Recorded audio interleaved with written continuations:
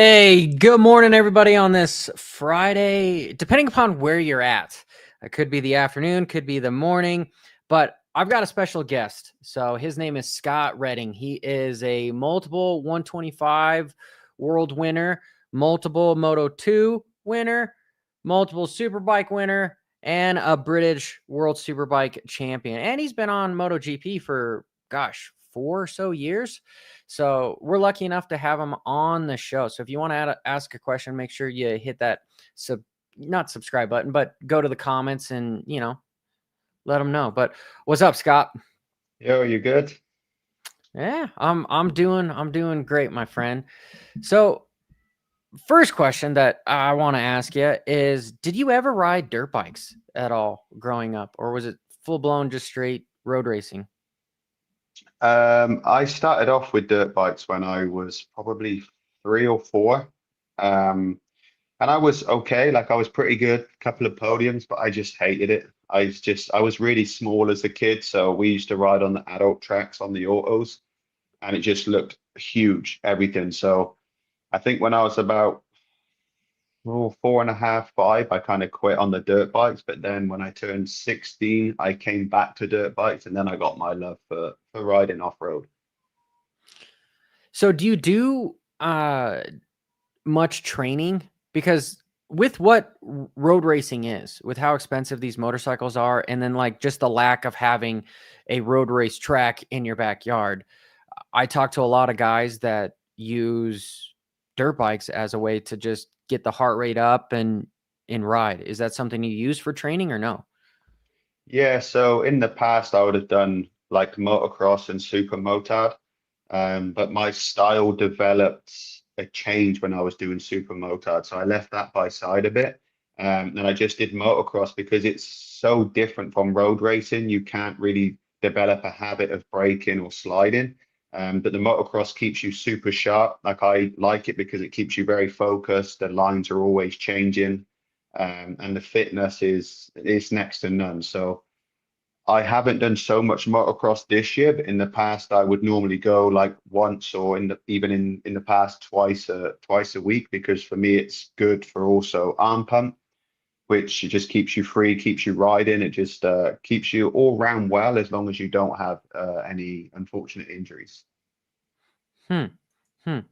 Well, it's interesting you say that, because talking with some of the factory guys here in America, there's like this weird consensus where they're like, hey, moto is too dangerous, so I'm not going to get on the bike at all. And then other guys are like, it's actually, so let me phrase it in this. You guys are doing like 200 kilometers an hour at times. And Miles so an for hour. me, I'm like, or quite a bit more, right? 180 plus.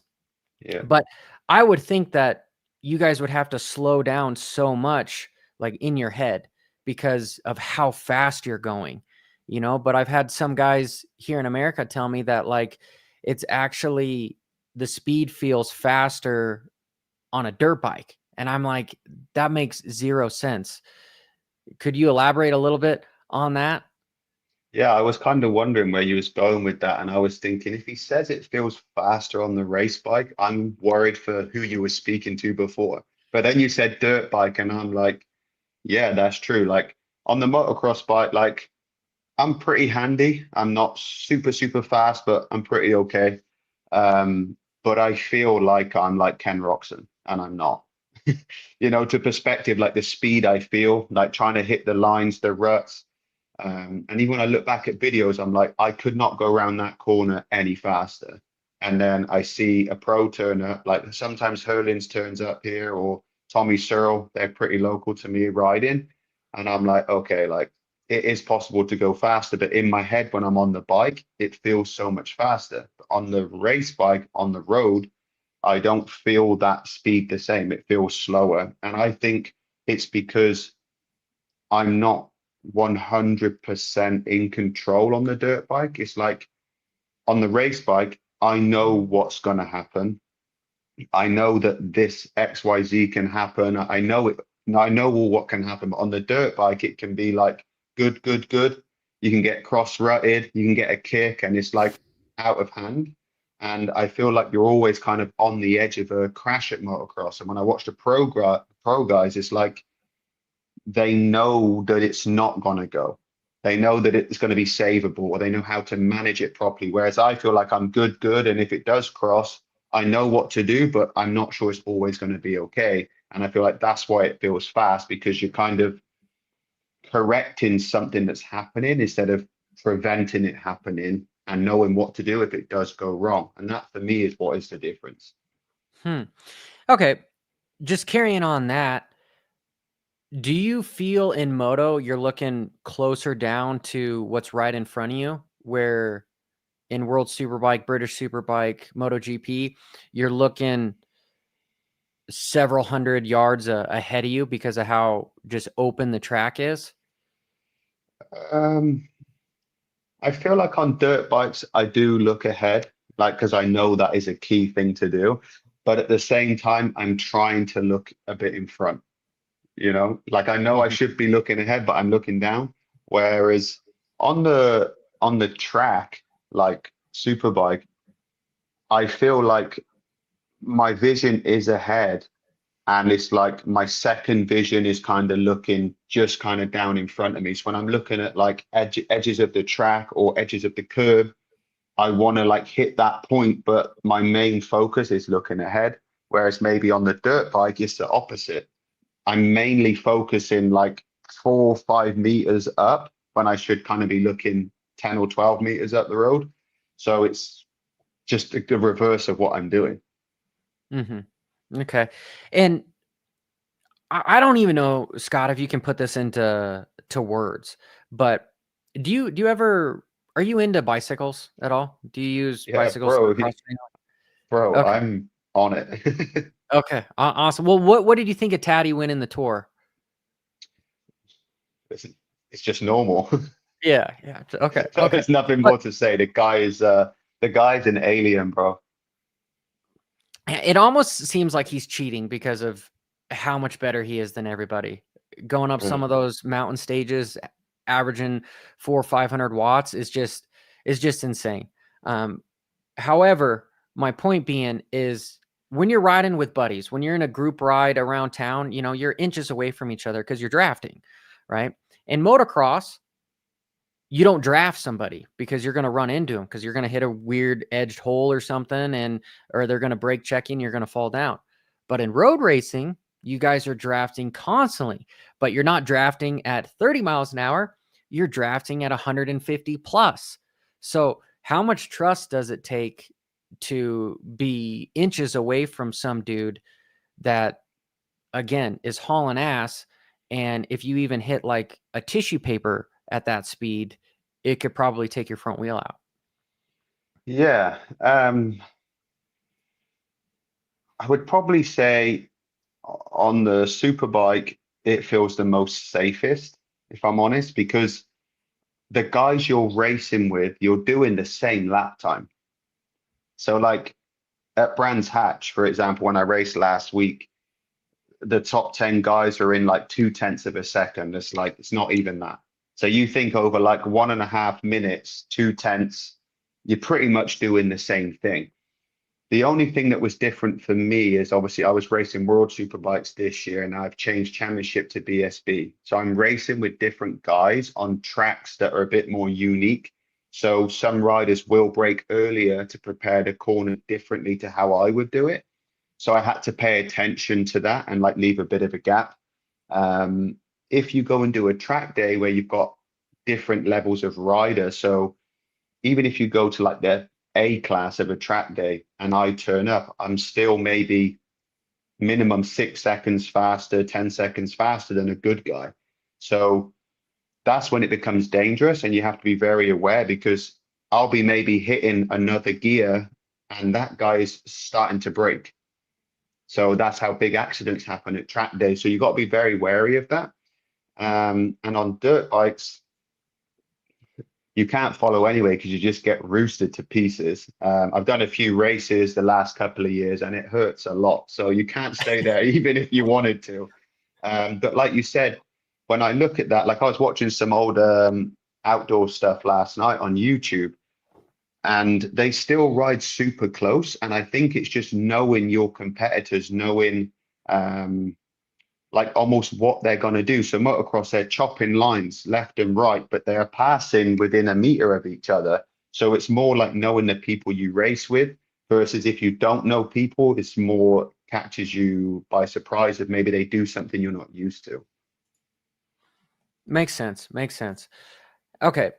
One of the things in Moto 2, you know, forgive me again, Scott, that I'm comparing what I know to your specialty, you know, because I'm just interested in hearing what you have to say, being at the level that you're at. Okay, guys can be dicks on dirt bikes where they instantly just cut you over, and there's a big thing called cross jumping where, you know, they whip into you kind of a thing. In road racing, because of how fast you guys are going, if you barely touch each other, it kind of takes you both out. It's almost as if you touch somebody in road racing, it's almost like guys touching each other in the air in motocross just because of the speed. Is there anybody that you've raced with or just being aggressive? Like, what does it look like being super aggressive on street bikes? Mm. Well, it depends what you're comparing to in motocross. You comparing to freezy takeouts or like normal takeouts, you know, like what is touching? Like in super bikes, Yeah. we can touch pretty hard. The issue is like if I'm in front and I'm going in and I can't see the other guy and he is like fully committed, then it's like you're gonna have an issue. But if it like I tip into a corner and I see the front wheel, I can make a choice. I can leave a bit of space and then lean on the rider, or I got to let him through. If I try to just close the door on him, 9 times out of 10, that rider is already quite on the limit because he's had to pass me. So if I don't give him space and we come together, I touch his brake lever, unload the front tire, we're probably both going to crash. But you can get away with a bit of contact, but you've got to give a little to take a little. If you both go for like the same line or you both refuse to give an inch, then you are both going to crash. So it's one of those, you kind of know your riders, you know how hard maybe they're going to overtake, or if you can actually lean on them a little bit. But yeah, you gotta be careful. Okay. The leg swag. Okay. Braking. Is it to be a rudder to slow you down, or is it used to block a rider, or is it just for balance, or is it all three? I wouldn't say block a rider, personal experience. I believe people have done it in the past. Um, but if I was overtaking someone and they put their leg out, I'm just going to ride straight through it. Like you won't do that again. Um, but the leg dangle came, I believe, when riders started to push more the limit in braking. Like for me, it's a little bit like a stress warning light. Like if the leg's coming out, it's like, fuck, I might not make this, and I'm in. You know, and sometimes it's a bit of a balance. Like the bikes used to back in a lot more, now not so much. So as the bike backs in and the leg is out, you kind of like counterbalance the slide. And I also use it sometimes if I'm changing direction from left to right and it's braking, I put my right leg out to pull the bike over, then I'll put my foot back on. But different riders will use it for different ways. Some riders started to do the leg sort of leg dangle and they came back to it. Also, for me being a bigger rider at 6'1", it gives my legs a little bit of a rest. So back in the day when I was riding Moto 2 and 125s, it was very hard for me to finish the race without having severe pain in my knees. So when I have tracks, I can have that. It's way more comfortable for me. Okay. And speaking of about your height and your weight, I think you just said you were 6'2", but you're around 180 pounds or roughly around there. Yeah, 180, 185. Okay. Well, when you look at guys like Mark Marquez, who are visibly smaller, you know, around the 140 to 150 range, when you're on these bikes that aerodynamics are key, I mean, that's kind of like a big disadvantage for you as far as how much you weigh. Has that been something that you've thought about in the past? And is it something that your teams sort of tried to make a motorcycle around you because of your height and your weight? Quite a Or am I just touchy. full of bullshit? You know, like you No, can. it's a very touchy subject, and a few things have changed the past years, and I've got a lot of shit for it, honestly, because I'm a bigger guy and I always speak what I think. I'm that person. There's a lot of riders out there that won't speak out loud because they don't want to get criticized from fans or haters or whatever. Couldn't care less, to be honest. But there's never been big weight limits in motorcycle racing. And for me, it's a big advantage and a big disadvantage. As in Formula One, they have weight ballast for the drivers, and the car is much bigger. So the weight of the driver is a lot less in comparison to the machine. Whereas in motorcycle racing, we are quite close to the motorcycle. So a weight limit is a key thing. And when I was in Moto2 fighting for a world championship, the guys I was racing with always, most of the time, passed me on the straight. So if I was leading a race and there was a long drag to the finish line, I knew 8 times out of 10 they're going to pass me before the finish line. If I'm behind them, I'm not going to pass them. So I didn't have many tools in my toolbox I could use to beat them apart from try to get a gap, which is difficult. So I went to Motogp because the engines were faster, the bikes were stronger to help my weakness. But it's still a difference. It is still a difference there, not as big. Went over to Superbike, and the last couple of years there was a lot of talk about weight limits because it's not only about the speed. Like being tall for the aerodynamics is not a big thing. Sometimes being taller may help, but the problem is acceleration out of every corner. And on top of that, you've got tire wear, which is a big thing for us, which being a heavier rider, I use more tire. I didn't On even think of top that. of on top of the fact I'm missing acceleration. So I'm squeezing the tire more to try and get out of the corner. And then I need to squeeze harder to get the bike to stop. And then I need to try and take more speed in the corner to recover what I lost in the straight. So if you've watched a lot of the superbike races, if you've watched any of the past years when Alvaro Bautista was dominating, he's a great rider. I never take it away from him, but he knew with 6 laps to go, he had more tire than his competitors to the point of it was Most 2 years ago. Top Rat Razgadlioglu actually pulled the tire off the rim. Like the tire ripped off the rim and he crashed because he was so demanding on the throttle to try not to lose that time. Is something we've never seen before. He literally ripped the tire off the rim.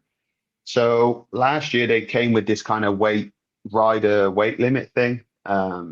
And Alvaro started to struggle a lot more on winning races. And then I got a lot of backlash because that was my fault. That the weight limit came, which But is I mean, not how was it your fault when other because sports I like spoke about F1? it.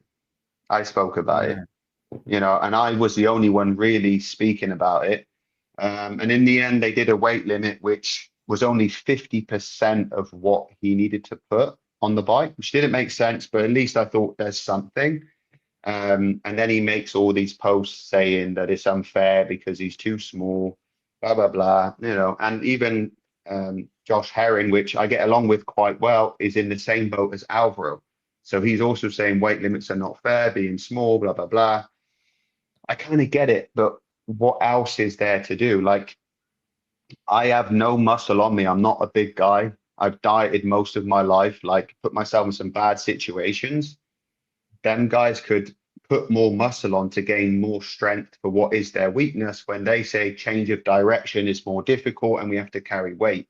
If I was small, I would put more muscle mass on because I'm stronger and I'm Mhm. able to utilize that on my weakness. But they say it's difficult for them to put weight on. But how skinny can I go? I'm like skin and bones, basically. So it's kind of that debate in racing that we have, but I think it's only somewhat fair, because I'm 10 kilos over the weight limit, and he's 7 under the weight limit, but I can't go any less without making myself very ill, which I have done. I've starved myself for Yeah. multiple days. Um, And then it's a danger on the bike because I'm not maybe thinking correctly because my body is deprived of food and energy resources. So it's Mhm. one of those. There's going to be people that agree with me. There's going to be people that disagree with me. That's just the way it is. But I think there should be, even if they don't put a weight limit, now they can control the speed of the bikes with this fuel flow we have now in World Superbike. So they can slow the bikes down by basically reducing the fuel flow. So if they could balance it with the fuel And like flow electronically do that? electronically, yeah. So like the problem is, I just use Alvaro, which is probably going to get loads of shit for this, but I use Alvaro as an example. Is he can pass in the past 2 or 3 guys on the straight. So if they could just reduce the top speed a little bit to bring it more fair, because no one else is doing what he's doing. And it's not that he is exiting the corner 5 times better than someone else. We're all world-class riders. It's due to the weight and say size. So if you could just reduce that a little bit and then not have him run the weight would probably be the best way. But how to really manage that, I don't know. And it's not like it was when Ducati first came with the V4. I think it was 2019. Alvaro's bike was so fast. But then because Alvaro was winning with the regulation, when you win so many races, they take RPM from the bike to slow it down. But Alvaro was winning by like 10 seconds, but there was like 4 Ducatis, like 6, 10, 12 in the race.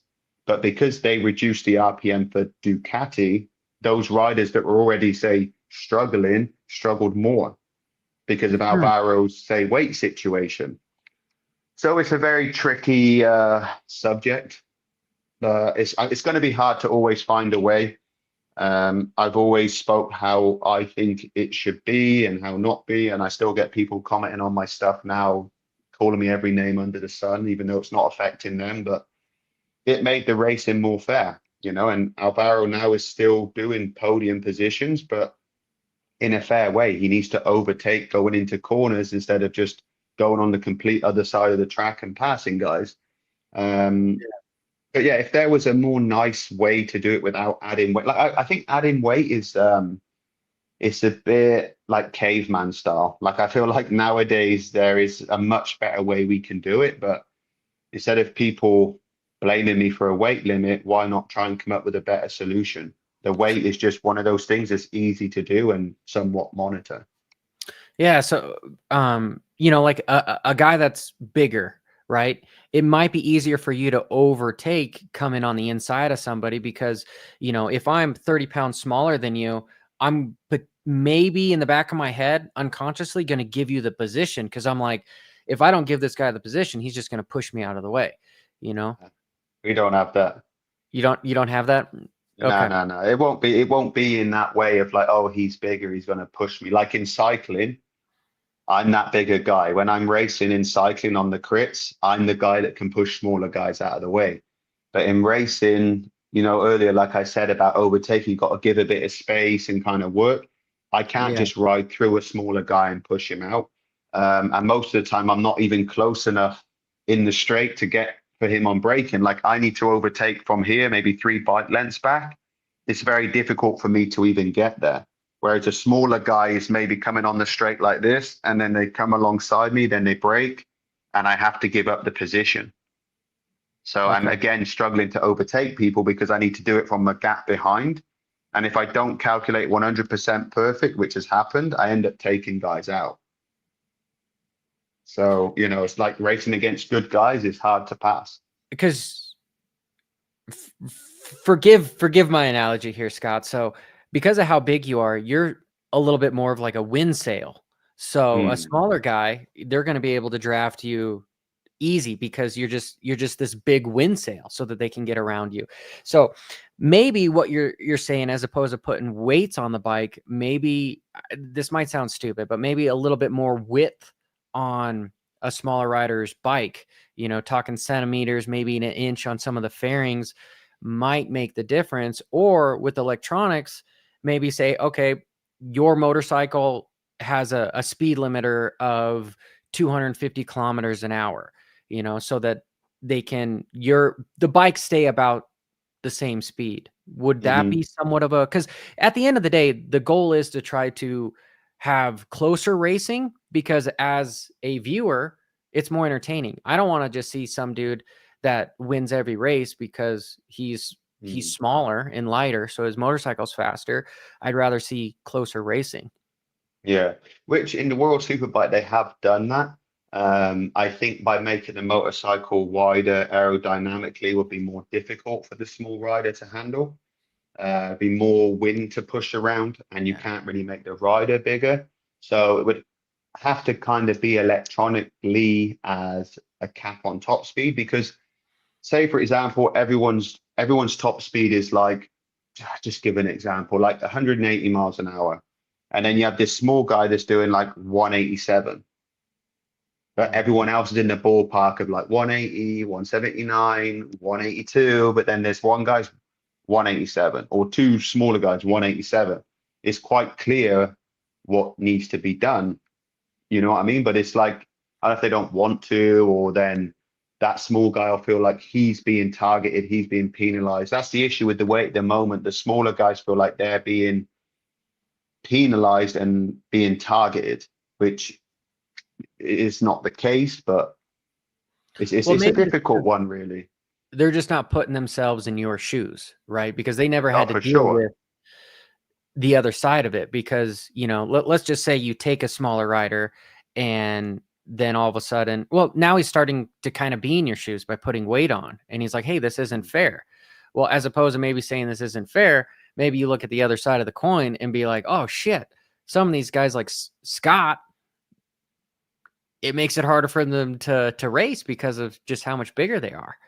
Mm. Yeah, that's But an interesting. this is a point that I've kind of had, but I never said anything really. I'm probably going to get shouted at for it. But the small guys always surface when the weight limit is in talk. And then they all kind of stick together and, oh, we shouldn't do this. It's not fair. But why is it not fair? Are you sticking together and saying it's not fair because you know your advantage is being taken away? Or is it not fair because, give me an explanation? Like, I feel like if I was a bigger rider and they say, like, in cold conditions or rain, I have an advantage, which maybe being bigger, I can maybe touch my knee on the ground, or I have more grip because of colder conditions.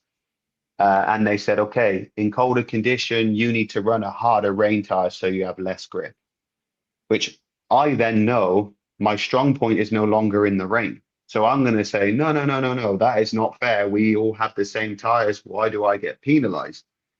Mm-hmm. Why do I say that? Because I know I'm losing my advantage.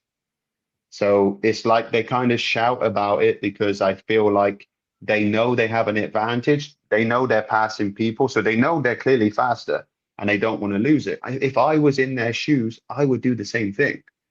Everyone wants to have a small edge on their competitors is completely normal. But if I'm riding with a small guy and he is passing me down the straight and I have to keep passing him every time in a chicane, and he passed me in the straight again, he's going to win at the end of the day because there's only so many times I can overtake in the corners. So you kind of go into battle knowing you're on the back foot. When I lost the Moto2 World Championship due to a broken wrist, a few later I was at a bar somewhere in Spain and I come across one of my old competitors. And we never spoke that much, but he come up to me, he shook my hand. I said, "Oh, how are you? All good? Yeah, yeah." And we started talking about racing. He said, "You know what? I have big respect for you." I said, "Oh, okay, like why?" And he said, "Because every time I raced with you, I knew I could beat you just by the straight. Every time I come to the straight, I rolled a bit behind you." And I'm thinking, Yeah. fuck, is that what I was racing against? And still trying to win a world championship against guys that are literally just rolling the gas a bit. Okay, maybe 2 laps to go. They'll pass me, use everything. Like, it's not fair for me when I'm literally giving everything I can to be there and they know that they have it in the pocket. I was racing against Paul Espargaro, he ended up winning the world championship and we had some beef. Like, it was quite good, is what people wanted to see. And he said over the summer break he said, I know I have a speed advantage over Scott. So he's trying to get in my head, knowing that was my weak point. And I'm sat there like, I know, and there's nothing I can do. So it's a hard game, and there's two sides to it. I just think fair racing is what the fans need that want to see. You don't want to Well, see it's someone entertainment. dominating all the time. It is entertainment. Yeah. And there's some people in the chat that are coming up with some arguments on stuff. And one guy saying like, hey, do they lower basketball hoops for smaller players? Yeah, there is that. They're not going to be able to dunk like some of the other guys. But when it comes to road racing, like the straights, I want to say make up 60 to 70% of the track. And so if you have an advantage over 60 to 70% of the track, it's just plain and simple. It's just not fair. And honestly, I don't really like that word fair. It sounds like some of these dumbass English words like moist in them. It has this negative condemnation on it. So the ultimate Can I solution answer would about be, the basketball hoop thing?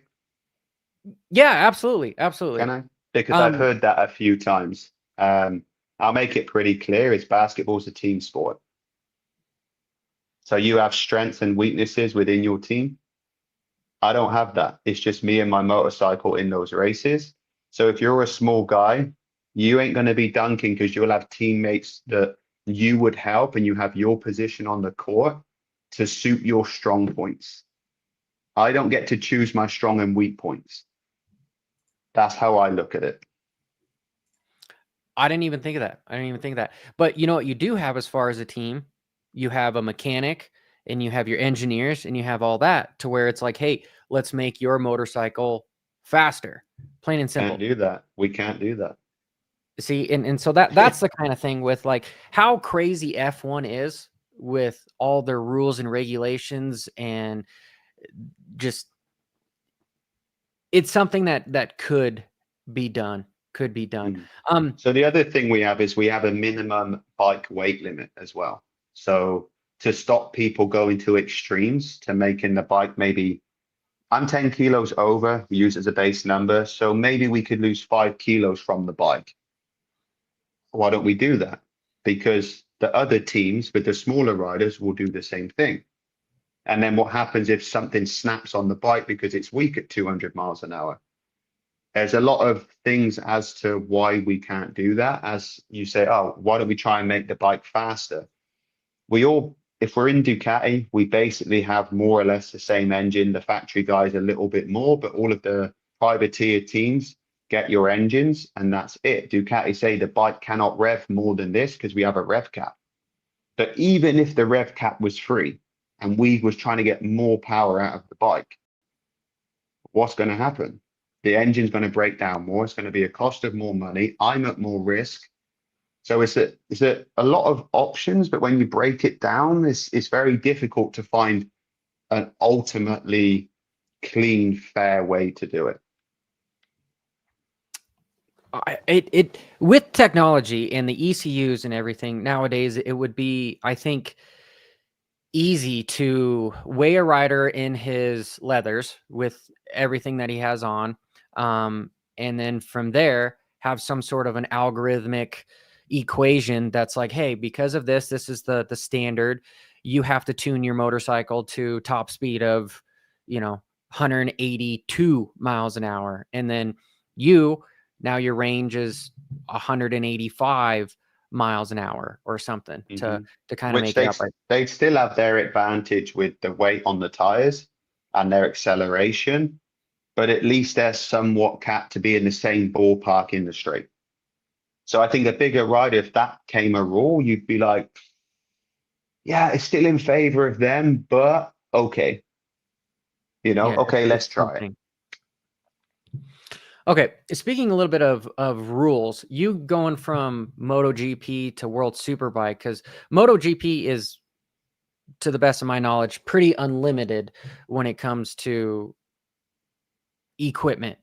They can, I mean, there is some rules to it, but vaguely, World Superbike is like a production level motorcycle that is enhanced, where Motogp is a works level machine that is enhanced.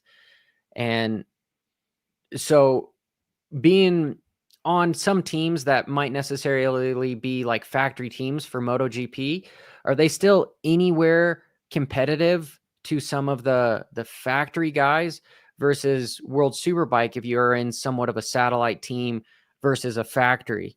Do you understand my question, or if am Mhm. I alluding So to? like the factory and satellite team, are Yeah, are they they close or closer far? in MotoGP than World Superbike? Oh, that's that's not a one answer fits all situation. I'd say when I was in MotoGP, probably probably around 7 years ago now, there was more of a split. So the factory teams didn't want the satellite teams winning the championship. It's not a good view. So say when I was riding for Ducati, um, and by the way, I was two-time podium finisher in MotoGP. You missed that earlier on my entry. When I was with Ducati, basically we got the bikes, factory bikes, and then the Monday morning we got to test the factory bikes, and it was all in pieces. And I said, well, why don't I just use the bike of Andretti and only from Sunday? Let me use that on the test Tuesday, and I know where I'm at if I have got it or I haven't got it. So basically, it was like MotoGP has a seamless gearbox, but on a satellite bike, only first, second, and third would be seamless, and then it would be standard for fourth, fifth, and sixth. What do you mean by seamless? It just talk So to me like see, I'm stupid because I so might. if you hear a MotoGP bike on the TV, you don't really hear the shifts. It's like wah. Yeah. And basically what it is the next gear is already turning. When you shift the gear, it already goes in. Whereas on a conventional gearbox, it's like blah, blah, like the engine cuts, you hit Yeah. the gear and you build your RPM again. So MotoGP is almost like automatic with gears. So you're saving time every shift. It might be a thousandth or half a thousandth, but when you have, I don't know, maybe say 40 shifts in a lap and you save half a thousandth of a second and you put that into a race, there's time to be saved. So my bike had first, second, third seamless, then fourth, fifth, and sixth was not. So I had half a gearbox compared to factory. And then the factory would have like 300 RPM in certain gears. I wouldn't get it. Then they would maybe have a different type of airbox, which would give a little bit more top speed. So it's not big things, but Mm-hmm. imagine you are, say, imagine now you are Alex Marquez on a satellite team racing your brother on a factory team, and you had those differences. You don't really stand a chance in the end because you've got a great rider with the best of the best. You're a very, very, very good rider, but maybe you're a tenth slower than your brother, but your bike is losing you another tenth. So throughout a lap is 2 tenths. Over a race of 20 laps, like 2 seconds, you're not going to win. But good bit came is over the years, slowly they brought that together. And a couple of years ago, Jorge Martin won the MotoGP World Championship on a satellite bike.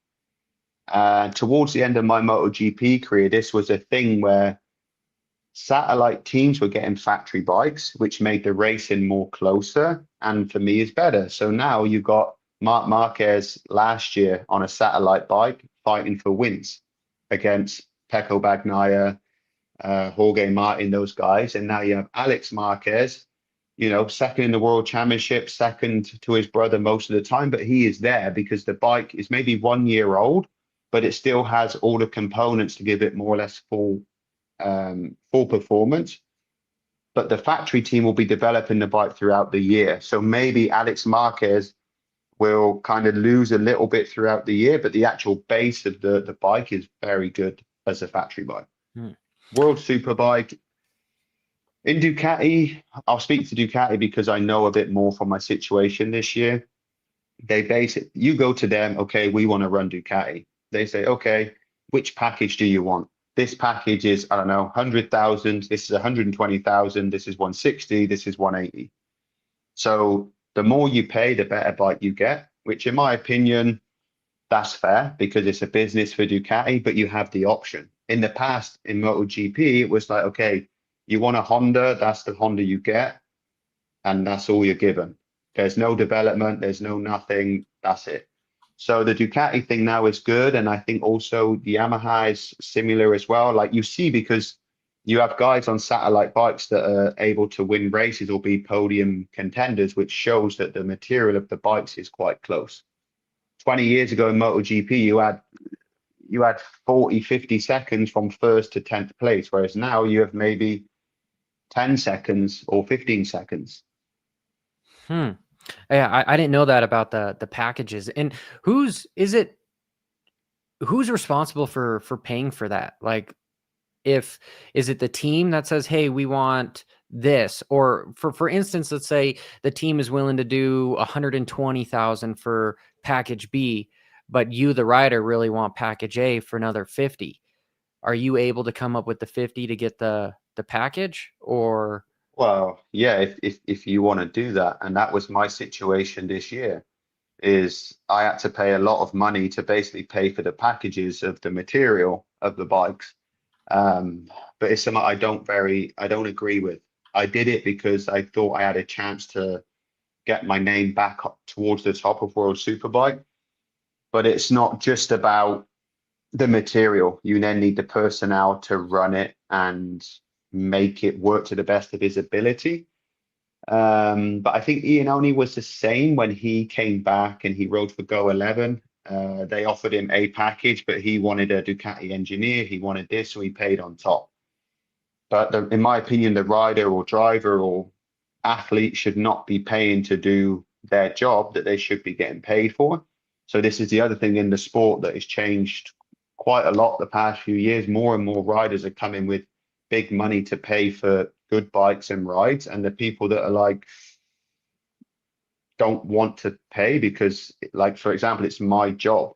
Is I need to put a roof over my family's head. I need to pay for food. I have a baby, but yet I'm putting hundreds of thousands into a team to basically get nothing back. I will never get that money back. It's gone.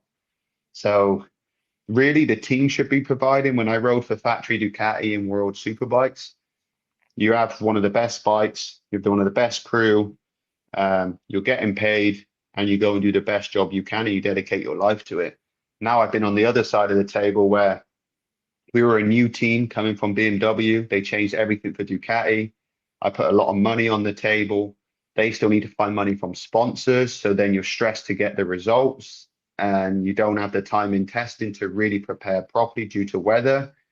And then you're not getting the results you need. Sponsors are not sure if they want to continue. And you just get this big snowball effect of thinking, in the end, I'm spending hundreds of thousands of euros to finish 10th, 12th, 5th on a good day. Mhm. And for me, that's not the way it should be happening in this sport, because people dedicate their lives to be the best athlete on a motorcycle. They risk a lot. We go through injuries. We train every day. And then you want to go and pay for it. It doesn't sit well with me. And I've voiced that quite a lot after my decision to move out of World Superbike, because it's just not right. So, elaborating a little bit on your situation, was it something where it was like the team was, "Hey, this is our budget, whatever it may be, just arbitrary numbers. We have $100,000 for the bike," and then you go, "Hey, if we need to be competitive, we need to double that." So then you come up with a difference, or was it something where you just were bringing a bunch of money to the table to just basically have a ride on the grid?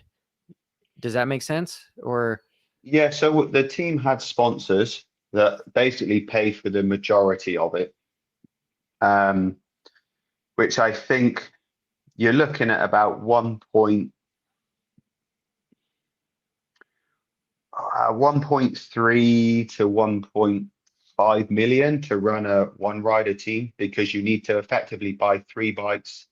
Those and, bikes and, are and to save around. your ass too, we can just say allegedly. Like, this is allegedly. That magic word gets you away from, yeah. Allegedly, it's that's what it is. That is what it costs to run a team. And you need to have three bikes. You need a race bike, a spare bike, and spare parts. So you come to three bikes. They're around, give or take, 180,000 euro per bike. And you need exhaust systems, wheels, suspension on top. And bikes are not coming fully built for that price. Then you've got trucks to run. You've got a team of I would say take average of 10 people, sometimes more, sometimes less. They need flights, hotels, um, tire bills need to be paid, hospitality, a lot of money going. But if a sponsor is not paying and you're stressed, then you need to try and recover that money from somewhere. Another situation is I wanted to do a bit more testing this year because I only got 2 days. It was half wet, half dry. And that was not enough test time for me as a rider coming back to Ducati and for the team new with the bike. But then we had not the funding to do it. And to go testing, I think you're looking for 2 days around 20,000 euros to go and ride the bike for 2 days. It's a lot of money.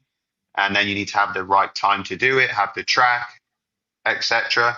So it becomes very complicated when you like pay into rides if you're like doing it on the moment. Whereas if you're on the other side of the fence, you know you have 3 or 4 tests a year and you turn up for those tests, you do your best to improve yourself and improve the bike, the team take care of everything and you're gone. Whereas in my situation, it's like I was quite involved because I wanted to test. I was trying to find the money. But then if I found the money, the team need to be willing to bring everything over from Germany to Spain or whatever. You know, it's a 1,000-kilometer drive to and from. You got to pay for the truck and the personnel. It's becomes complicated in that way, and it's not a way that I feel it should be in racing. Now I've experienced it. I was a guy that said I will never pay €1 to ride a bike since I turned professional at 15. I didn't have the money. I come from not a lot with the family. My dad's a window fitter, so I made that choice, and now I built up a bit of financial backing for myself, and I basically just blew most of it trying to get my name back on track to hopefully get a factory seat at Ducati again and then get paid again. But it didn't work. I took that chance, and Yeah, you sometimes it did. don't work, you know. But I just feel like I could have got more if I don't want to sound um, I don't want to sound harsh from my team of World Superbike because they did the best of their ability, but I feel like maybe it overall as a package was not good enough to give me what I needed. So they did their best, but maybe their best was not enough to compare to the factory teams and the other teams that's been with Ducati for a long time, where they Mhm. have more experience. So I just struggled with the same issues with the bike. But then I jumped from World Superbike back to BSB on tracks that are way harder. You have no electronics, so it's more rider. And I was able to fight with good guys and win a race last weekend and feel like Yeah, and I that was was your first able. first race back at the British Superbike Championship, right? Yeah, and it's crazy coming from a world track to a BSB track, no electronics. It's hard. It is crazy. It's hard. It's a specialty. It's like riding sand on a motocross bike, and then you don't do it for 6 years, and then you come back. Like you can do it, but you got to get in the mojo. But the biggest thing is I just felt that bike had no restrictions with electronics, that I was able to really express my ability as a rider from the outside and also when I was on the bike. Like I come in like, oh, the bike is doing what I want it to do, and I'm able to maximize how I want to make a corner. Whereas on the World Superbike, I just felt like I was always over the limit, but I was still 10th position. So I didn't know how to really go faster. I don't know if that was due to the setup of the bike or the electronics or the temperature or the tires. There was just so many things that I couldn't really pinpoint what it was. I was just going around in circles and not showing my ability as a rider. Yeah. Like talking with Josh Heron, what he said was the most valuable thing that a rider has is their data guy. Their data guy is everything because they're the dude that's really going to be able to tell you, hey, you're slipping here. Hey, you're losing time here, but we've got a solution for you. And it sounds potentially that you are kind of in the mix of trying to turn your wheels as like, I know what the motorcycle is doing, but I need help getting it to just act differently. You Mm. know, so it sounds like you made a good decision going to the British World Championship because, again, you know, racing is fucking stupid because it's like you could be this badass dude on a bike, But if you're in 10th place, you're not getting any credit. Where if you go to potentially a smaller series and you're winning, your stock is just going through the roof on stuff. Like that's why we see guys here in America stay in the 250 class as opposed to going to the 450 class, because they're like, I would much rather have a factory ride on a little bike than be top 10 on a big bike, and I'll make more money because I'm winning the little class, And you're and enjoying it. yeah, exactly. Because nobody likes struggling. Struggling is There's a I don't know. difference, really. There's a difference for me. Um, like if you go to, say you go up to like World Superbike, I come from MotoGP as a washed up rider in Aprilia 2018. I wanted to quit racing. I was just over the whole show. I was done with it. Didn't want to get involved. And I rebuilt my career and I won the British Championship first year going into it. Didn't know the tracks. No, it was crazy. It was a big ask, but my back was against the wall. And it was like, if I don't win the championship, I'm going to stay here and my career is going to be that. But my vision was win the BSB championship, which probably 95% of people would have betted against me that I would not win it. And I had doubt in myself. I had doubt that that's a big ask. But I You're had talking about self 2019. 2019, but I had a lot of self-belief that I could do it. I broke my femur 1 month before the first test. It was all against me, but I believed that I could do it, and I really did everything I could. I was shit scared most of the time riding around them tracks. I didn't really figure out where I was going till the last race on Sunday, winning races at tracks I didn't know, and riding over my limit, but I didn't have a choice. And I went to World Superbikes and I was fighting. I was second in the World Championship the first year, third on my second year, winning races. Now I went to BMW and I suffered a little bit. And the problem is now I jumped back to Ducati and I expected to be where I was before. So it was a big kick in the face when the bike feeling is not feeling how it felt in 2020 and 21. So it made it difficult for me to understand why. Then I started to think, well, is it me as a rider?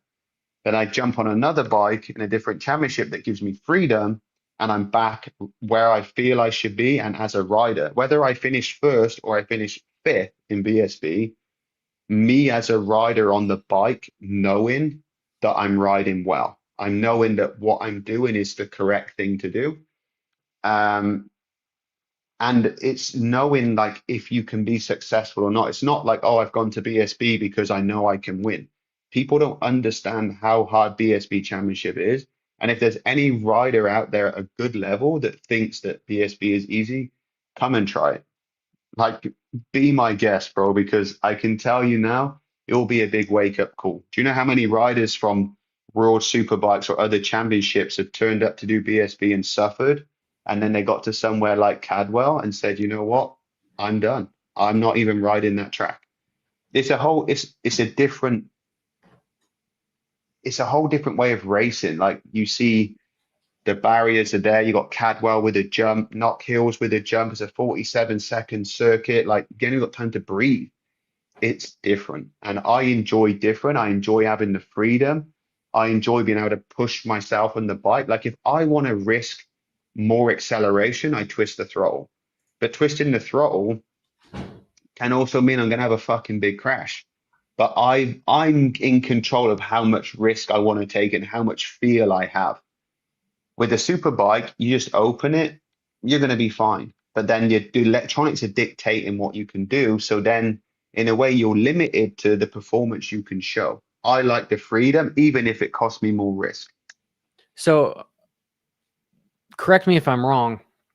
Listening to what you're saying, it sounds like World Superbike and more so MotoGP, there's more like just anti-wheelie, anti-slip, all this crazy electronics that make it to where you're almost just turning the throttle and going, and you know that bike's going to hook up. Where in the British Superbike Championship, things may be more competitive because there's not all this artificial technology involved, where it's more on the rider. Mm. So what I kind of say the past few years, again, people are probably going to disagree and hate me for this, but it's just my opinion, and I really love when people have opinions, as long as it's not just blasting me, calling me every name under the sun. But I feel It's the like, internet. The internet sucks a lot yeah, of the times. I feel like Superbike, MotoGP, it's become more bike related over rider. So I feel like, say, the bike is doing 70% of the work, the rider's doing 30. Whereas in like BSB, the rider's doing 70 and the bike's doing 30. So just take, for example, in BSB, we'll take Brands Hatch, for example, because the last race, there was a Kawasaki, which I don't even know what year that Kawasaki is from, but I know it's not new. I know it's not the fastest bike, but because of the nature of the track and the rider on it was willing to take some risks, he was fighting for a podium. Whereas in World Superbike, the Kawasaki with full factory support is not really fighting for podiums. Maybe once or twice a year, but the bike's fading out. But because the nature of the circuits and the freedom of the rider can extract more out of it. But when the electronics is on, is basically the bike is dictating more or less the lap time. Okay, you got your top racks, you got your Nicolo Bulaga, you got your top guys that are maybe extracting more. Your Mark Marquez in MotoGP, like you got these people that are maybe giving 40%. They have 10% more on the average rider, but it's not the freedom of letting the rider do it. And that's why the results are very similar all the time. I mean, look at this year in MotoGP, Mark first, Alex Marquez second, maybe someone different in third. But it's because the setup is mint, the electronics is mint, the rider knows how to ride it. So there's not really too much to go wrong. Well, look at the difference BS, between Marquez. I mean to interrupt you. Mark Marquez from last year to now having, he's like untouchable now on the factory Ducati. he was on a satellite bike last year. He was on a 1-year-old bike still fighting for wins against the factory. So I knew when he stepped foot on that factory bike, he was going to be almost unstoppable. I've raced against him most of my career. He is a hard, determined rider, and he will do anything to win, and he's proven that. But he is extracting a bit more himself. This is how he's able to make a gap on the other Ducatis that are just as good. Quick question for the defending champ, Jorge Martin. What do you think his reasonings were to go from the satellite Ducati to the factory Aprilia?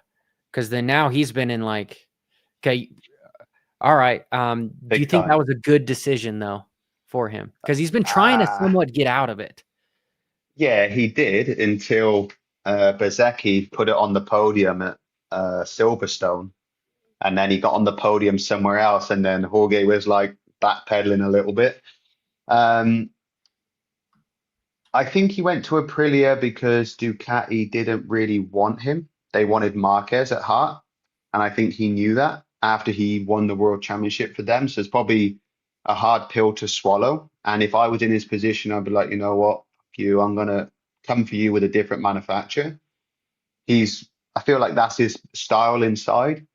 His best mate, Alex Espargaro, like a father figure to him, I think had a big influence.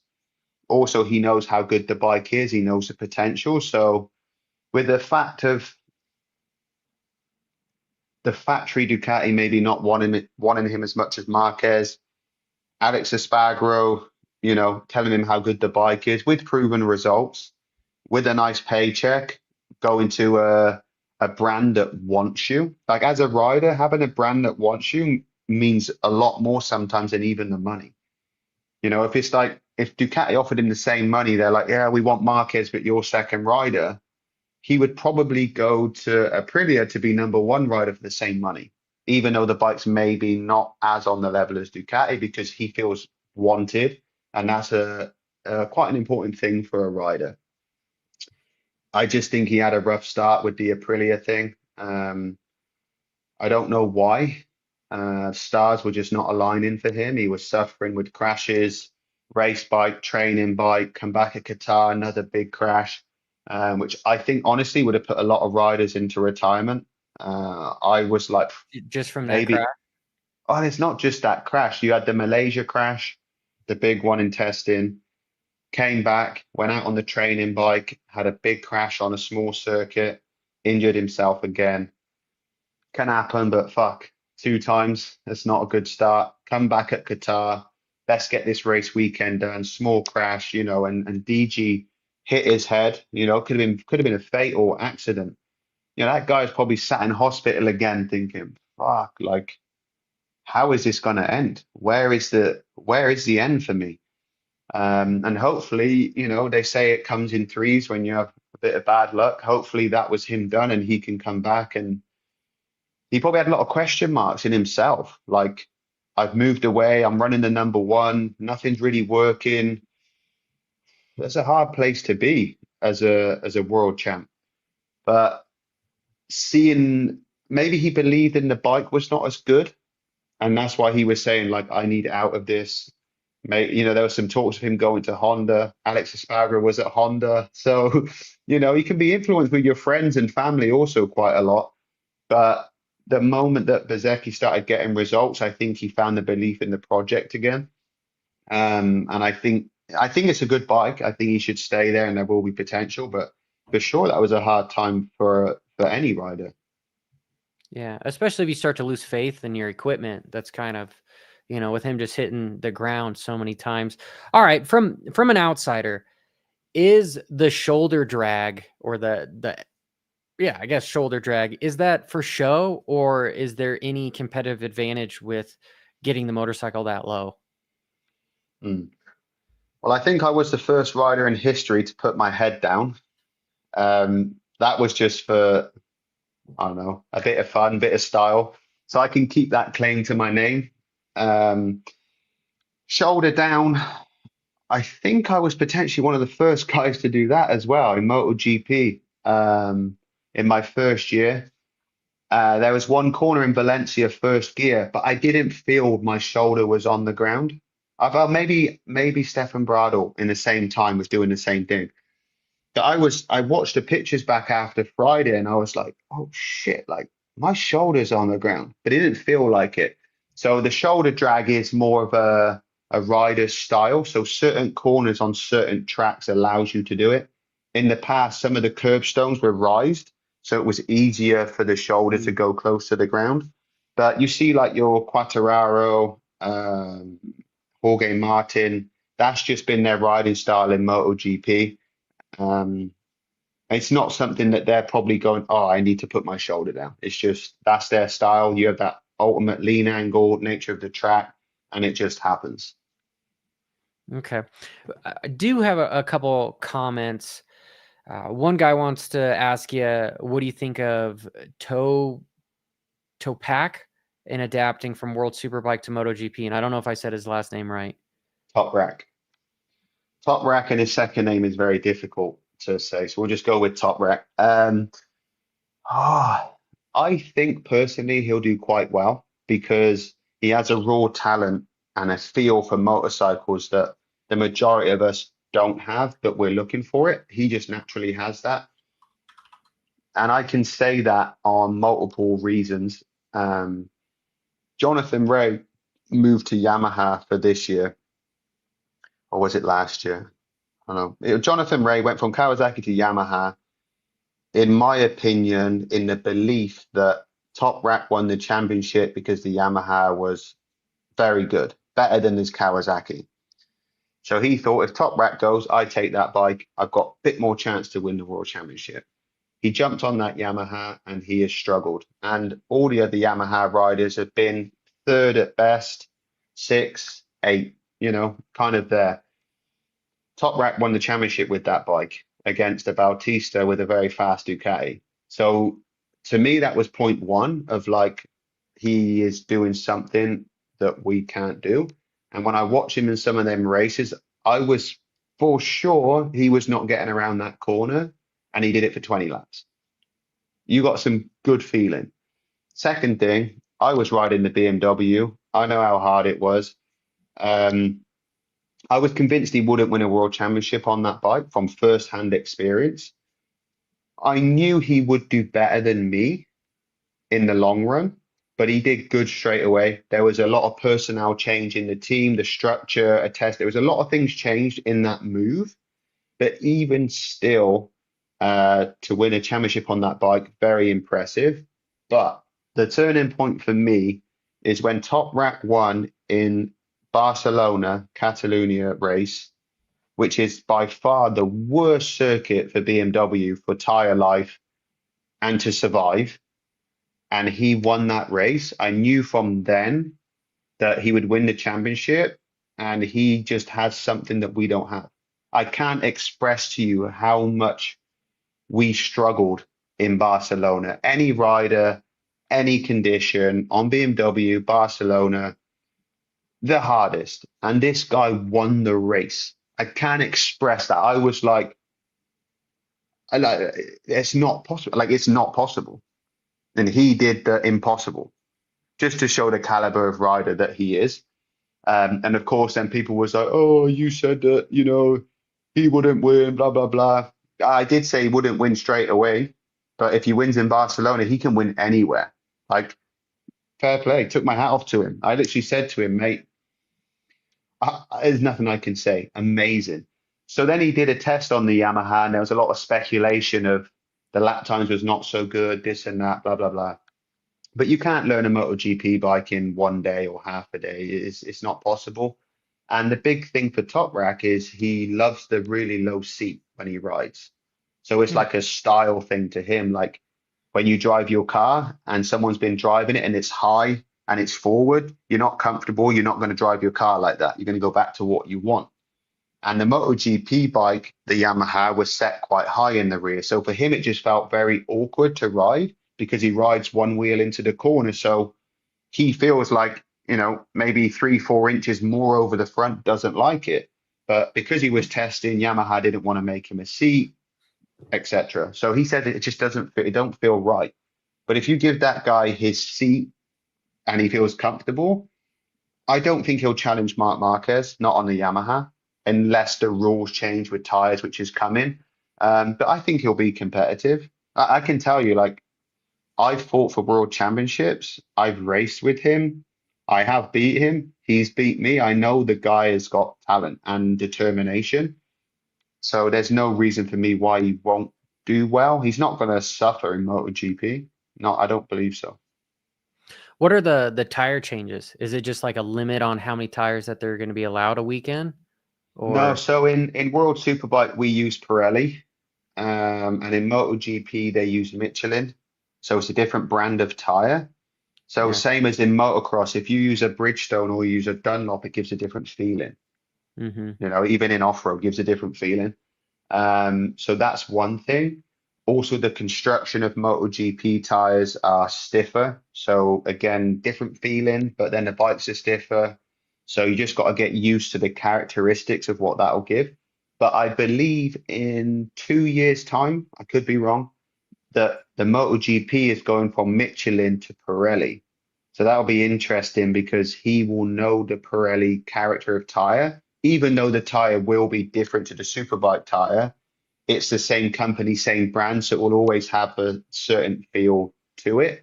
And then the playing field will be a bit more level because nobody really knows these tires. So it'll be open again for people to gain data and develop at the same time instead of, some riders have got 8 years experience on Michelin and then you jump in and you're never going to get that back as such. Yeah. I've heard some negative things about the Pirellis, so maybe. Bit Yeah. soft. Yeah. Yeah. Some of the Moto America guys are like, but you being a MotoGP rider, there's some stuff here in America where people don't think that it happens, where you have an A rider and a B rider. Like some factory teams have two guys contracted, but they have a budget. And when they're getting close to that budget, they're giving the materials and the parts, just the resources to the A rider. Does that happen? Did that ever happen to you in MotoGP or just in your racing career at all, where Oh, you were on a yeah. team and some guy might get the new year motor and you're stuck with last year's or something, even though you're on the same team. Yeah, I don't think that happens as much anymore. There will sure be some things, but I don't think it happens as much.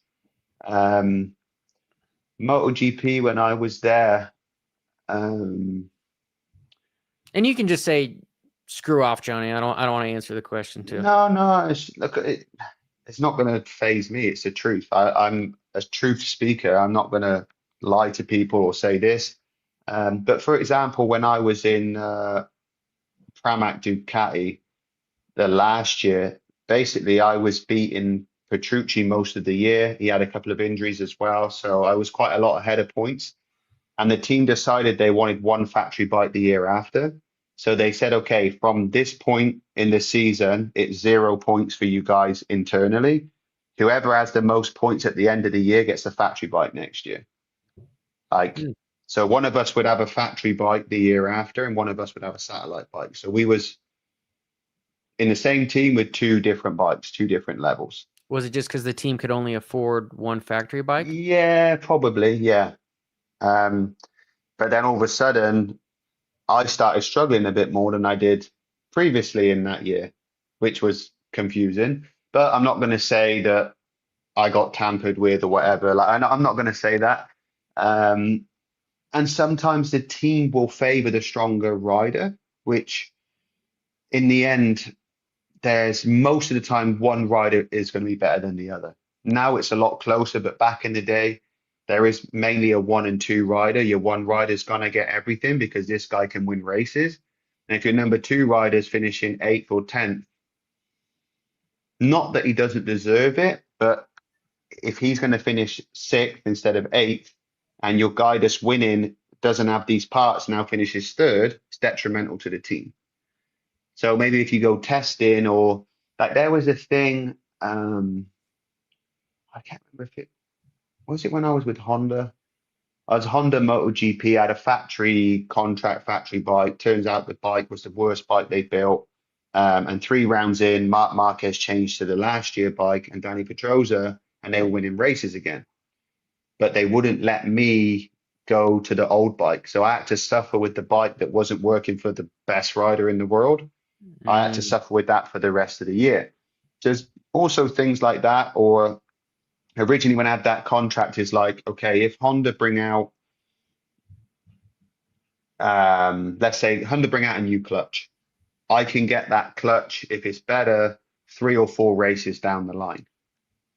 So there'll be like a delay on parts, but you will get it, which that's quite a common thing, but that's also due to development, building it, testing it, then building stuff for the 2 factory riders plus spares plus the test team. So that's kind of normal but fair. And I think nowadays, even I was looking at some of the testing stuff on MotoGP, and the satellite teams were testing stuff before the factory team. So the factory team maybe feel good and they want the rider to focus on themselves or small things.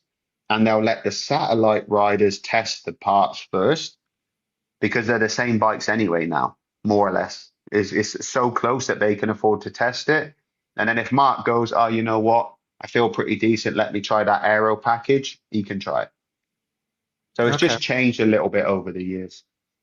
Backtracking a little bit, what we were talking about, the World Superbike, would it help, like even in your situation, if there was maybe there is, maybe I just don't know. Is there a cap on how much teams can spend for stuff to try to prevent guys from either paying for their seat or paying to make the bike better? Is there a dollar cap on what Ooh, you can invest into the team, like what they yeah, have to spend a that's year? a good question, really. Um, I'm not sure. I'm not sure if there is a cap, to be honest. But we're in a different situation in racing now. Is people are struggling to find the money to survive. So Hmm. there's not the money of like, oh, we have more money, let's invest and develop. It's quite the opposite. It's teams are scraping to get by, hence that riders are paying to ride to help the team survive. So there's not much in that way you could do. And most of the time, I believe, like, I'll talk from what I know, companies like BMW or potentially Ducati, if I was a privateer team and I do CNC work and I want to develop my own linkage, say, I'm not allowed to race that linkage until Ducati or BMW has approved it.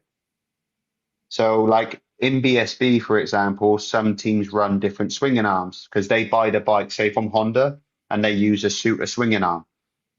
Or they'll design their own linkage because they know what they're doing. They feel like that could work. They get it made, but you're not really allowed to use it, especially in world level, until Ducati has maybe tested it and approved that it's going to be okay.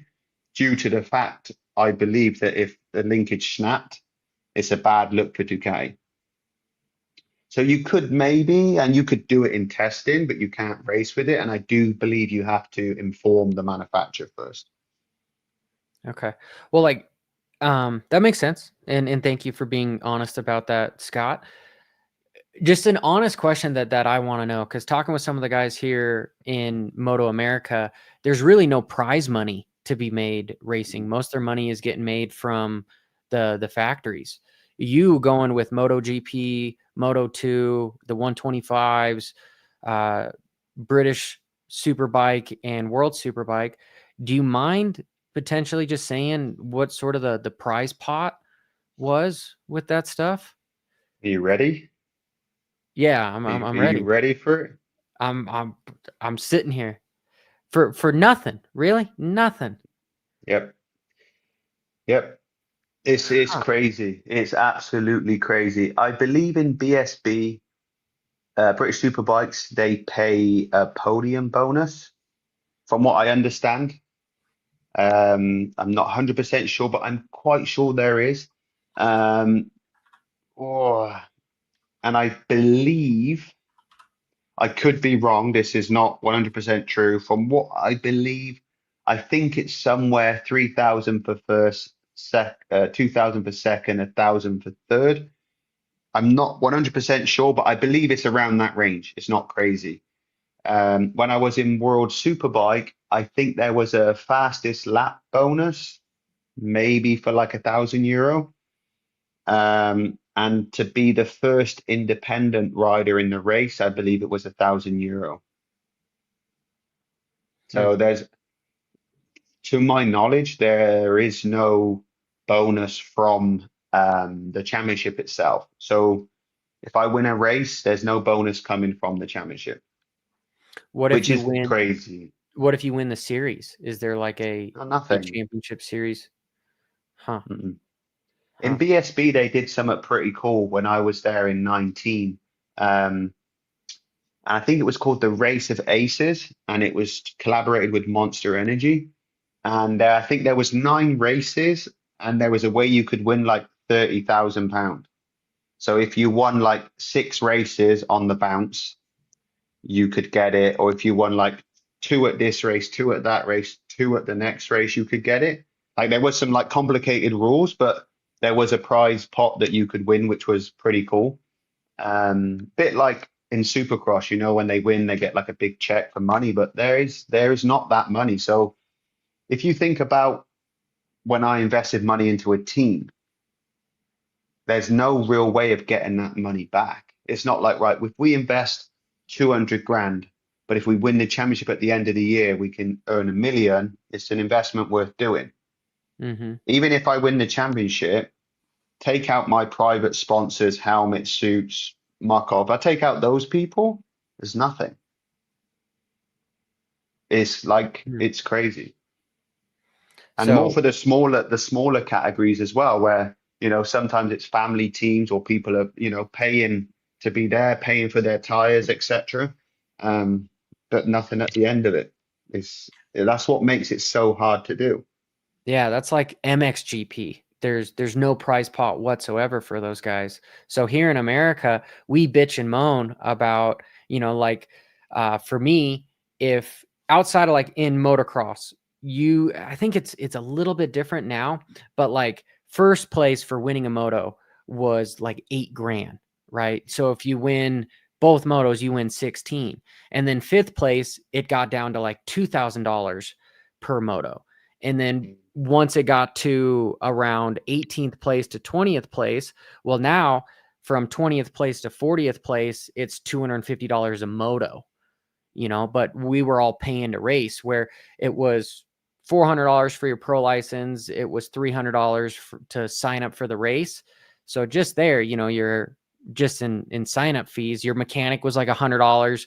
So you're at like $800. So if you're one of the fast 40 guys in the world, I can't say the world, but like in America, you could walk away with $500, which isn't even breaking even for stuff. And then No, but a private at least it's into it a little bit. You know what I yeah, mean? yeah, Like that's what I'm here, it's saying. like even if you win, you get nothing.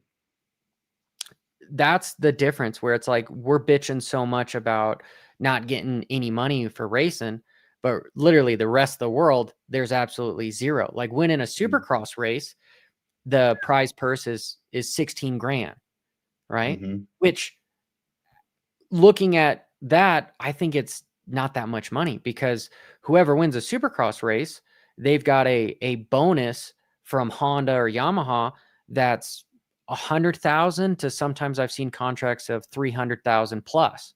So that's pretty I'm in good the money. wrong sport. But that's so little compared to like what we were talking about off air with baseball, golf, football, any of that stuff, which is I don't know what the sponsorship thing is like in the US racing, with teams paying riders or not paying, like helmet brands, leather brands. I don't know. I just know over the years it's slowly decreased. Um, and it's just due to the riders. I'm going to be honest, it's due to riders wanting to wear good stuff for free. And we've shot our own self in the foot. I get so mad at people that go, I want to go and be an Alpine star. I'll wear their suits for free. No, that's where you're wrong. This is why we have a problem, because if you go for free, the next guy's going to deduct because, oh, we can have this guy for free, so we'll put your value down and your value down. At the end of it, there's people in World Superbikes that are wearing suits for free. Like yeah, and they should all be we paid. shouldn't be doing that. We should be being paid. But because everyone's kind of wanted to undercut another one, there's no money in the sport for the riders. So when you say, oh, just say, I want to wear a suit, I want 60 grand, they laugh at you. Mm-hmm. They just have, yeah, but why Right. do No. that when we have five guys do it for free? That ain't my problem. I got a family to look after. I need to earn money. And, you know, that's why I work my social media as much as I do, because I need another way to try and sell myself on. Uh-oh. Live. Did you lose me there? Yep, just for a little bit. Hey, you're back though. Yeah. Yeah, yeah. So I just feel like there needs to be a big money coming back into racing, and the guys just need to be more strong. Like Monster Energy guys were wearing that stuff to get a crate of Monster because it looks good, and hopefully they could bring more sponsors in. It don't work like that. Yeah. Yeah, no, like talking with guys like Josh Heron, he was telling me that like half of his how much he makes comes from social media, sometimes Mm. even over half. Because as a racer, most of the time you're looking at sponsors that have to do with racing stuff. A Stars, Bell, whatever, Dunlop, that kind of stuff. But if you have a big ass social media, well, now you could do Manscaped and all these other different companies that generally don't care that you race motorcycles. They just care that how many eyeballs that you Yeah, have. but this is And the problem with influencers. Influencers were doing stuff for free because they want to associate with them brands, and it screwed us again. mhm, You can have influencers that have 1 million followers and go to a big brand, and where I'd be working with that big brand and saying, I would like X amount for this because of my reach, blah, blah, blah. And they turn around and say, yeah, but we have this guy with 1 million followers and he just wants a suit or he wants a helmet. Like you can't really compete. And it's not the brand's fault because in the end, money is money going to and from. But it's everyone else around needs to think about how we're destroying our own. empire of trying to earn money. 1000%. And that's where I think like sometimes having a cap on racing spending would make sense, because it's the problem here in America as well, is like, hey, okay, again, just using numbers, random numbers, just for the sake of having something out there that people can use. Let's just say a team can only spend $1 million, right? Well, they're normally spending 5 million. Well, now if it's only 1 million, they could have 3 riders, because they can afford to have more riders on the payroll, because they're not spending as much, because there's some sort of a cap. And then a privateer team who couldn't compete with that because of how much more money somebody was paying, well, now they can compete a little bit more as well. So it's like this, just like you said, it's a bigger issue, and it's something that has happened over the years that's created such a big issue. But I am blown away that, you guys, to hear that some guys on World Superbike are literally just getting leathers for free rather than getting paid to wear the leathers is And atrocious. they're paying to ride, they're paying their travel. It's Yeah. crazy. Like in cycling, I think if the team is pro Conti, the riders need to get paid. I have my own cycle team in the UK. We're an elite development team, so I help the younger riders that are coming out of juniors, and I give them a stepping stone to go on to bigger teams. With We're that talking about pedal status, bike cycling. pedal bikes, yeah. So with Yeah. that status on the team, I don't need to pay the riders. We don't have a big budget, um, but I supply everything for free: bikes, kit, nutrition, shoes, wheels, tires. We pay for race entries. We pay the hotel. We do the best we can do, so the young guys don't need to put their hand in their pocket. That's the stepping stone we do. But if we want to go to be like a Conti team, we need to have 100 grand in the bank to get the license to then pay the riders. But then if you're paying each rider 20 or 30 grand and you have 10 riders, you need to find 300 grand. This is the problem.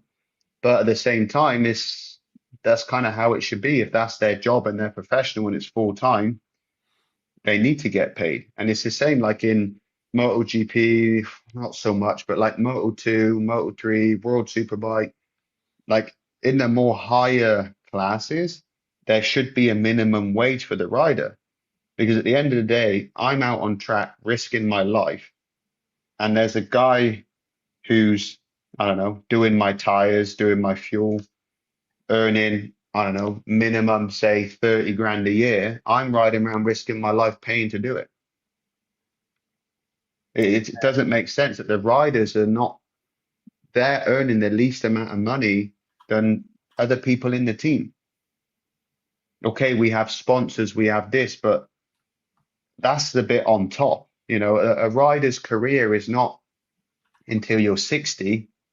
If you start getting paid at 18 and you finish your career at 35, it's not a big span of years to earn enough money that when you finish racing, you have to then go and work. Like for someone like me, this is not my hobby, it's my job. And that's where people on the outside get it confused. Oh, you must have a nice life, traveling the world, flying in business, you have jets, you have this. No, I don't. I'm finding the cheapest flights I could possibly find, cheapest hotel, the smallest Fiat Panda car I can get to save money to keep my family afloat. It's not this big dream thing that people think, and they're like, yeah, but you're living a dream racing a motorcycle. Yeah, but I'm risking my life on a very high level. I'm not going to a track day riding at 50%, having fun. I'm literally riding over my limit every single lap.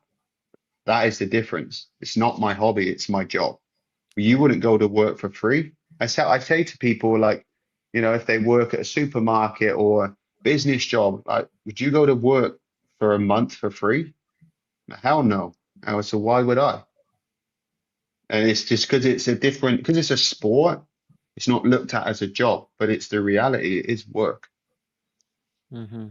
Yeah, I'm sorry to hear that, Scott. And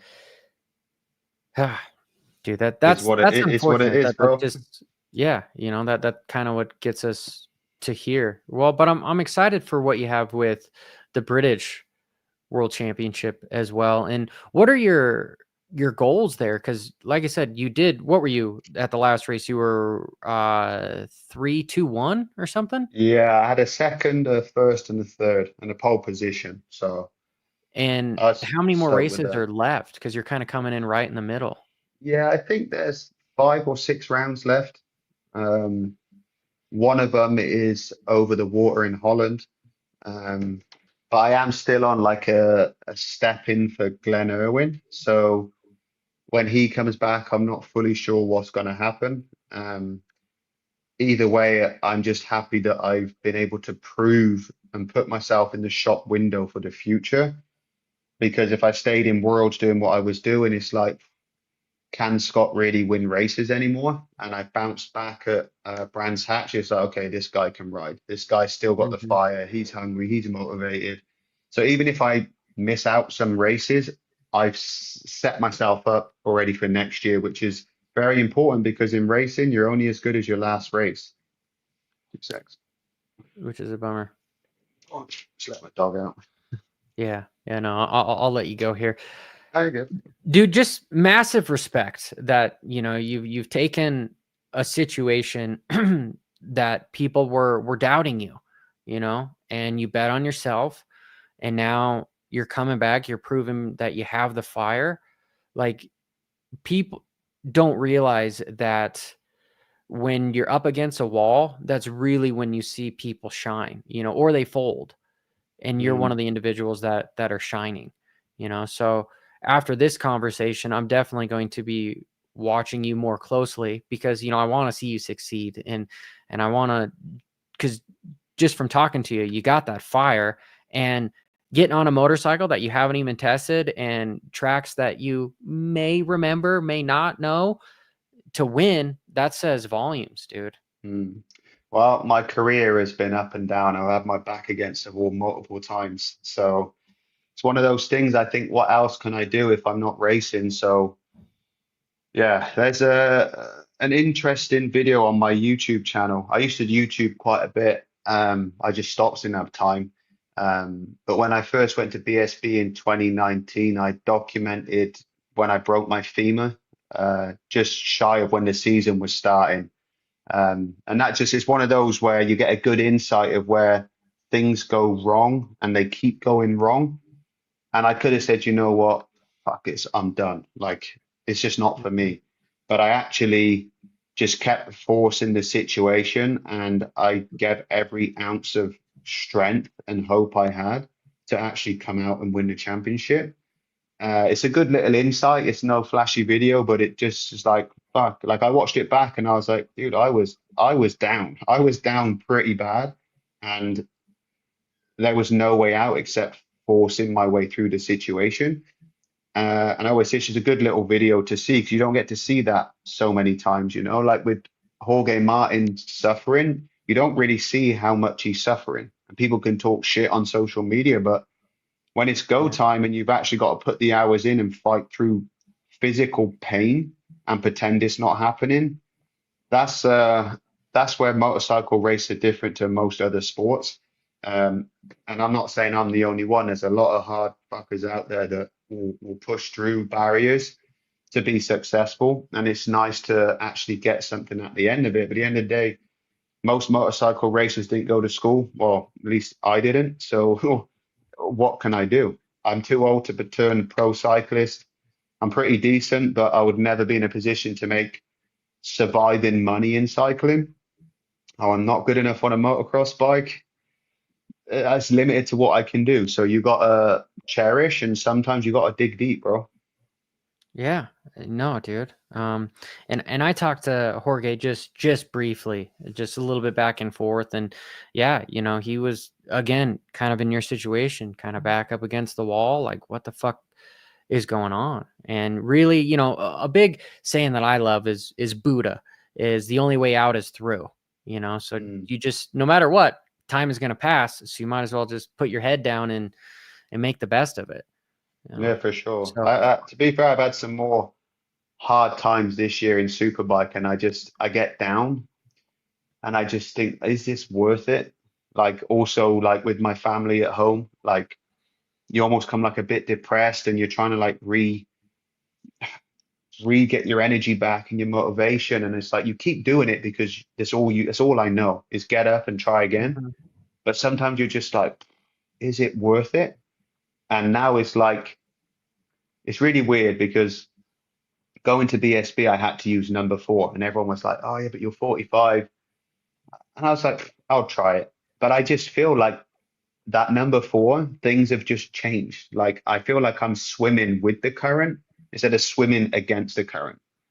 And sometimes you go through the hard patch to appreciate the good patch. And that's one thing I always say when I'm down and I'm struggling. It's like it will get better. Like it will pass. Yeah. It's molding you into the person that you're going to become, So it's not about the destination, it's about the journey. And, Oh, I've had a fucking journey, bro. I'm sure you have, dude. I've had a journey with good stuff, bad stuff. I was 15 years old traveling the world alone. I've had a journey, like for the good things, for the bad things, and it has definitely turned me to the person I am because honestly, most riders and athletes say what they need to say.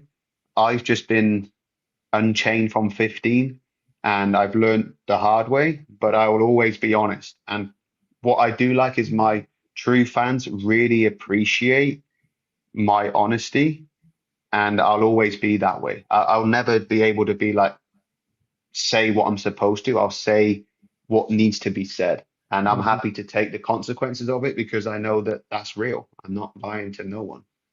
No, I for one sincerely appreciate how unfiltered you've been just with us talking because I've talked with a lot of professionals, and a lot of times people are worried about saying the wrong thing because they might not have a job or just that there's a money Or thing involved. they get criticized. That's a big thing for like people now with social media is they don't want to say things that will have backlash because there's so many keyboard warriors out there, that can just say what they say. And one of my tattoos here, one of the first ones I had is a sprocket and a flower. And it's a bit to remind me that we are human. People think because we wear helmets and leathers and we do these crazy things on bikes, we don't have feelings. And when people make those comments and stuff, like, don't think we don't see it and don't think we don't feel it. Like, we have feelings. We just choose to do what we feel we need to do with those. But it's crazy because people wouldn't say those things to our face. They wouldn't No. say them to somebody that they know. But because they look at us like a figure, they think they can say what they want. And that's where we have to decide, okay, like whatever, bro. Or I like to respond to them because I take it as fun. Because if I take it negative, I'd never come out my house. Hmm. Well, there's a fine line between love and hate, and with social media, people are able to express themselves, but this is what I've learned. I'm not near as popular as you are, Scott, but I can empathize with you when it comes to sometimes keyboard warriors or whatever. But when it comes to communication, 7% of all human interaction is through words. So it has very Mhm. little weight to it. The majority of communication is your body language and your tone. So if you aren't in front of the person, you have no idea what they're saying. And we're just getting a very small version of what they actually mean. Because I'm sure you're aware of it. Like if somebody's like, "Oh, this guy's a da da da da, you suck on a motorcycle, blah blah blah," and then if you respond to like, "Hey, are you okay? Are you doing good?" Then they're like, "You know what? I'm so sorry. That came off so wrong. I love you. You are one of my Mhm. favorite riders." Boom, right? Yeah. And so it's not like they really meant to come at you with this weird animosity. Is more of like that they're just having a weird way of showing respect. It's kind of the Yeah. way I It's look at very, it. very, very weird way, but it's true. Yeah. Yeah. Yeah. And Scott, is there anything that you're wanting to share for your up and coming future? Like for the British World Championship, are you just contracted for a couple more races or Yeah, there's no contract at the moment. I'm just if I get the phone call, I'll be there. And that's kind of where I'm at. Just maybe just for my future, if people are interested, is what am I gonna do? My wife asks me all the time. But my thing is, if I'm not getting a respectable paid offer with a decent enough bike in World Superbike, I'm not gonna stay there. For me, to just be there because it's a world championship, that's not for me anymore. Um, I want to enjoy my racing, so I need to earn money because I lost fucking lot of money this year. You know, I took it as sound. Um, but also the respect for it, you know, and that's what I find is you can be in a world championship and just be there, but it's just a name at the end of the day. I want to do what I enjoy doing, having good quality racing and riding crazy tracks with fucking jumps and lumps and bumps and all sorts thrown at me. And that's what I want to do. So if something good comes up, I'll go back to Worlds, but I'm not, my life is not set on that, you know, and a lot of people say, oh yeah, but World Championship. I said, I was World Championship rider at 15. I was a Moto2, I was the youngest ever rider in 125 to win a race. I was a Moto2 championship contender, lost the championship pretty much due to a broken wrist, give or take. I'm a MotoGP two-time podium finisher. I'm a BSB winner, second in the World Superbike Championship, third, won multiple races, loads of podiums. Like, I'm content with what I've done. There's probably a handful of people that have achieved what I've achieved. I don't have anything to prove. I had my opportunities to be world champion, Moto2, World Superbike. The stars didn't align. It happens. I don't want to keep forcing that situation when I feel like there's better things for me to do because to enjoy and have a long career, you need to enjoy it. And I don't enjoy battling for 12th. I enjoy natures of circuits and the people that I'm around and the bikes I get to ride and the freedom of riding. That's what I enjoy now. And that's what I want to pursue. And that's where I feel like I want to be. Nothing more to prove. I've done a Hell yeah, lot. dude. Hell yeah. You know, and 2025 has just been, I think, for a lot of people, you know. I mean, you uh, reiterated that you spent a lot of money to race on there, and it might not have gone your way. But the great thing is, dude, is it's like, what's next? What's next? You know, Yeah, for uh, sure. not that you need to know, like, you know, this year's been a hard one for me too. I had $240,000 stolen from me, and Me too. yeah, you know, so it's just kind of one of those things where you Wow. want to sometimes just pack up and put your head in a pillow and kind of give up, you know. But But that ain't gonna help. Giving up is never gonna fix the solution. no, You can't change what's happened. And there's no good looking back on it too long because you can't change the past. It is what it is, and it will be what it will be. Giving up, it's giving up, bro. That's not for me, and it's probably not for you. yeah, only way is to kind of push forward, dude. Last question is from one of the chat room here, and they want to say, who was your favorite MotoGP rider growing up as a kid? Oh, that's a good one. Fits quite well. Alex Barros. So Oh, it's probably a name some people don't remember. He was that guy in the background. I speak with Alex quite a bit, especially that I used the number 4 when I went to BSB. So he was pretty stoked on that. I was pretty stoked. And the reason why is because he was a guy that never, we didn't always have the best material. You know, it wasn't like always with a factory bike. He was like a second tier team, but he got stuck into the races. He was like the underdog. And I look at myself like that kind of guy. I've been called the underdog many times in my career. Um, and my first Shark helmet was an Alex Barros replica. Loved it.